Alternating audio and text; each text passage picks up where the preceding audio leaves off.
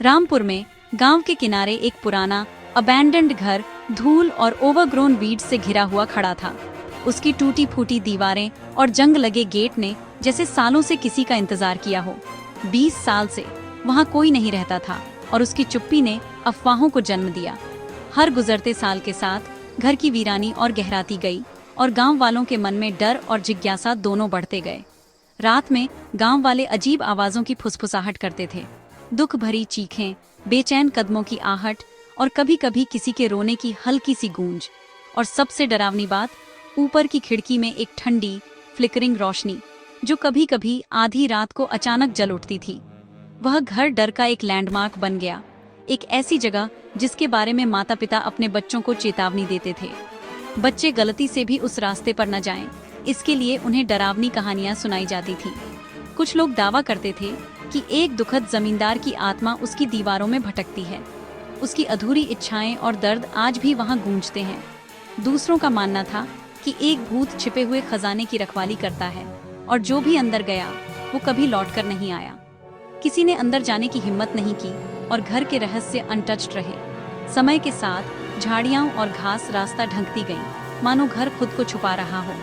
हर बार कहानी सुनाने के साथ उसकी रेपुटेशन एक दुख और अशांति की जगह के रूप में और मजबूत होती गई। गांव के बुजुर्ग भी उन कहानियों में नए ट्विस्ट्स जोड़ते गए। रहस्यमयी रोशनी आती और गायब हो जाती, सिर्फ अंधेरा और बेचैनी छोड़ जाती। कई बार लोगों ने खिड़की में परछाइयां भी देखी।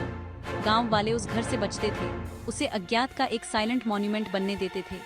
कोई भी उसके पास से गुजरते हुए नजरें झुका लेता। सच्चाई चाहे जो भी हो, घर की लेजेंड रामपुर पर छाई हुई थी, किसी बहादुर व्यक्ति का इंतजार कर रही थी जो उसके रहस्यों को अनकवर कर सके और गांव को उसकी सच्चाई से रूबरू करा सके। रामपुर में डर तेजी से फैल गया, जैसे कोई अदृश्य साया पूरे गांव पर छा गया हो। गोस्टली लाइट्स और ईरी नॉइजेस की कहानियों से माहौल और भी भड़क गया। हर कोने में सन्नाटा और रहस्यमयी आहटें गूंजने लगीं। लोग शैडोवी फिगर्स देखने और हवा में एक महिला के रोने की आवाज सुनने का दावा करते थे। कईयों ने तो अजीब सी परछाइयों को अपने घरों के पास मंडराते देखा। जैसे ही शाम होती, सड़कें खाली हो जाती, दरवाजे बंद हो जाते और परिवार एक साथ हडल्ड हो जाते। हर कोई एक दूसरे के करीब रहना चाहता था, मानो साथ होने से डर कम हो जाएगा। घर के पास का रास्ता एक फॉरबिडन जोन बन गया, जहां जाने की किसी में हिम्मत नहीं थी। बुजुर्ग ठाकुर विक्रम सिंह की लेजेंड सुनाते थे, एक क्रूर जमींदार जिसकी आत्मा को सजा के तौर पर घर में भटकने वाला माना जाता था। उनकी कहानियां पीढ़ी दर पीढ़ी सुनाई जाती थीं। ये कहानियां, जो बच्चों को चेतावनी देने के लिए थीं, केवल गांव के ड्रेड को और गहरा करती थीं।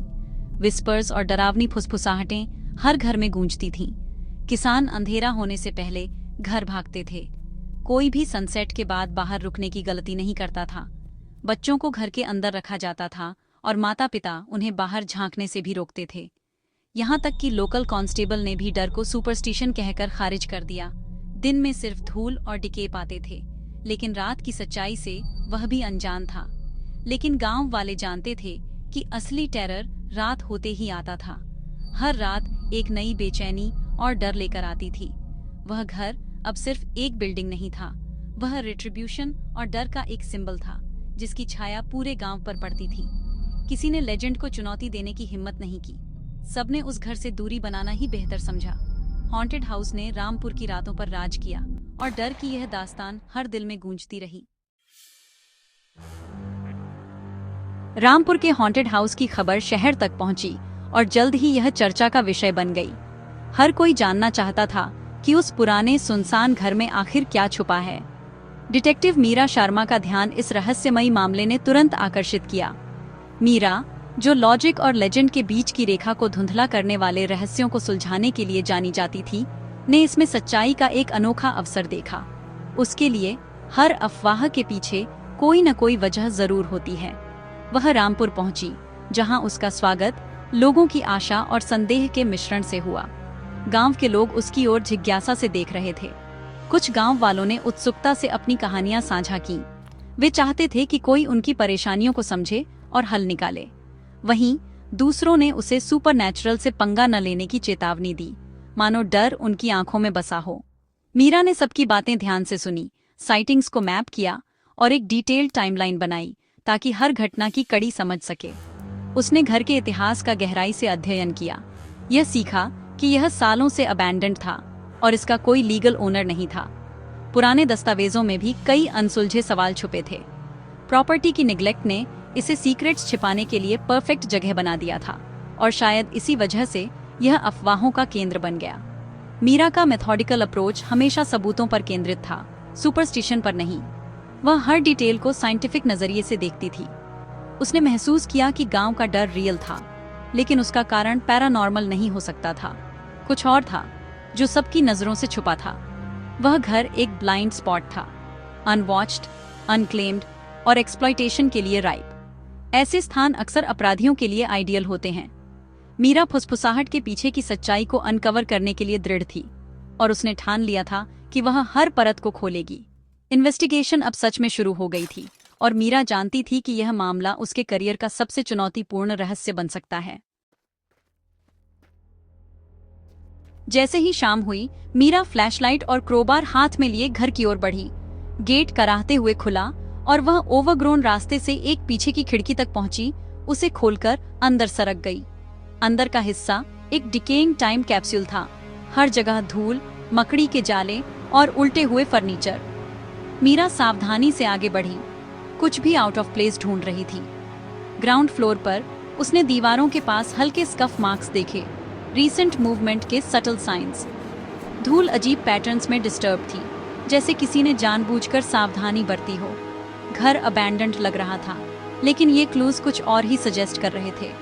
मीरा की इंस्टिंक्ट्स ने उसे बताया कि वह अकेली नहीं थी। वह आगे बढ़ी, गांव के डर के स्रोत को खोजने के लिए दृढ़ थी।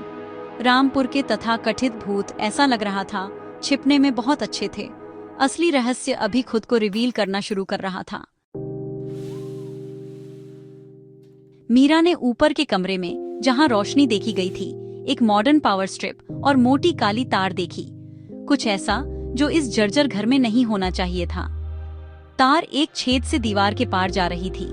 भूतों को बिजली की जरूरत नहीं होती। पुराने स्टडी रूम में उसने फर्श पर छुपा ट्रैप डोर खोजा। सबसे चौंकाने वाली चीज थी मेज पर रखा एक गर्म, हाल ही में इस्तेमाल हुआ लैपटॉप, साथ में इंटरनेट डोंगल और राउटर। गांव वालों ने जो झिलमिलाती रोशनी देखी थी, वह इसी लैपटॉप की थी। यहाँ आत्मा नहीं, बल्कि डिजिटल युग के अपराधी थे। अब मीरा को यकीन हो गया, इस हवेली का रहस्य इंसानी चालाकी में छुपा था। लैपटॉप ने मीरा के शक की पुष्टि की। वह घर एक हाइडआउट था, हॉन्ट नहीं। उसने छिपे हुए ट्रैपडोर को खोला, जिससे एक सीक्रेट सेलर में जाने वाली सीढ़ी दिखाई दी। नीचे उसे एक हाईटेक कमांड सेंटर मिला, कंप्यूटर, सर्वर और केबलों का एक उलझा हुआ जाल। नोटबुक्स में नाम, नंबर और बैंक डिटेल्स लिस्टेड थे, एक साइबर क्राइम रिंग के सबूत। अपराधियों ने घर की हॉन्टेड रेप्यूटेशन का इस्तेमाल एक परफेक्ट कवर के रूप में किया था। फ्लिकरिंग लाइट्स उनकी स्क्रीन से आ रही थीं, स्पिरिट्स से नहीं। मीरा ने सब कुछ डॉक्यूमेंट किया, सीन को डिस्टर्ब न करने का ध्यान रखा। असली भूत फेसलेस चोर थे, जो रामपुर से बहुत दूर लोगों का शिकार कर रहे थे। घर की लेजेंड ने एक सोफिस्टिकेटेड ऑनलाइन फ्रॉड ऑपरेशन को ढाल दिया था। मीरा ने फुसफुसाहट के पीछे की सच्चाई को अनकवर कर लिया था। मीरा ने डिजिटल और फिजिकल सबूत इकट्ठा किए, हार्ड ड्राइव्स को मिरर किया और नोटबुक्स की तस्वीरें लीं। फाइल्स में हजारों स्टोलन आइडेंटिटीज और डिटेल्ड स्कैम स्क्रिप्ट्स का खुलासा हुआ। यह ऑपरेशन रूथलेस था, प्रॉफिट के लिए ट्रस्ट और वल्नरेबिलिटी का फायदा उठा रहा था। मीरा का गुस्सा बढ़ता गया। ये अपराधी रियल हार्म करने के लिए सुपरस्टिशन के पीछे छिपे थे। यह जानते हुए कि वह अकेले काम नहीं कर सकती, वह चुपचाप घर से बाहर निकली और स्टेट साइबर क्राइम यूनिट को बुलाया। उसने सेटअप समझाया, हॉन्टेड हाउस, सीक्रेट सेलर और फ्रॉड का स्केल। अधिकारियों को कल्प्रिट्स को पकड़ने के लिए तेजी से और चुपचाप काम करना था। डिजिटल ट्रेल किसी भी फिजिकल क्लू जितना ही डैमनिंग था। मीरा की इन्वेस्टिगेशन ने लेजेंड को उल्टा कर दिया था। असली खतरा सुपरनैचुरल नहीं था, बल्कि बहुत ही ह्यूमन था। जस्टिस के पहिए घूमने लगे थे। रामपुर का नाइटमेयर खत्म होने वाला था। साइबर क्राइम यूनिट तेजी से पहुंची। मीरा के साथ समन्वय स्थापित करके घर को घेर लिया। उन्होंने चुप्पी में इंतजार किया, जब तक कि आधी रात के बाद 3 आदमी पहुंचे और अंदर सरक गए। अधिकारियों ने अंदर घुसकर घर पर धावा बोल दिया और सेलर पर हमला किया। अपराधी ऑफ गार्ड पकड़े गए। फ्लैशलाइट बीम्स में उनके चेहरे पीले पड़ गए। कोई भागने का रास्ता नहीं था। गिरफ्तारियां तेजी से और निर्णायक थीं। गांव वाले शोरगुल से जागकर देखते रहे जब तथाकथित भूतों को हथकड़ी लगाकर ले जाया गया। हॉन्टेड हाउस की शक्ति टूट गई थी। रहस्यमयी लाइट्स अब और नहीं फ्लिकरिंग होंगी। मीरा ने सच्चाई उजागर कर दी थी। डर के शासन को समाप्त कर दिया था। रामपुर के भूतों की लेजेंड आखिरकार शांत हो गई थी। जस्टिस आधी रात को आया था। सुबह तक गिरफ्तारियों की खबर रामपुर में फैल गई। डर की जगह राहत ने ले ली। हॉन्टेड हाउस सिर्फ अपराधियों के लिए एक फ्रंट था, स्पिरिट्स के लिए नहीं। मीरा की इन्वेस्टिगेशन ने गांव को सुपरस्टिशन के शिकंजे से आजाद कर दिया। उसने दिखाया कि करेज और लॉजिक सबसे गहरे डरों को भी दूर कर सकते हैं। गांव वालों ने उसे एक हीरो के रूप में सराहा, लेकिन मीरा जानती थी कि लेसन और गहरा था। असली राक्षस भूत नहीं, बल्कि इंसान का लालच और धोखा है। असली खतरा अक्सर प्लेन साइट में छिपा होता है, कहानियों और डर से मास्करेड होता है। रामपुर ने अज्ञात पर सवाल उठाना सीखा, न कि सिर्फ उससे डरना। घर की लेजेंड का अंत भूत से नहीं, बल्कि असली अपराधियों के अनमास्किंग से हुआ। कभी-कभी सबसे डरावनी चीजें वे होती हैं जो बिल्कुल हमारी तरह दिखती हैं।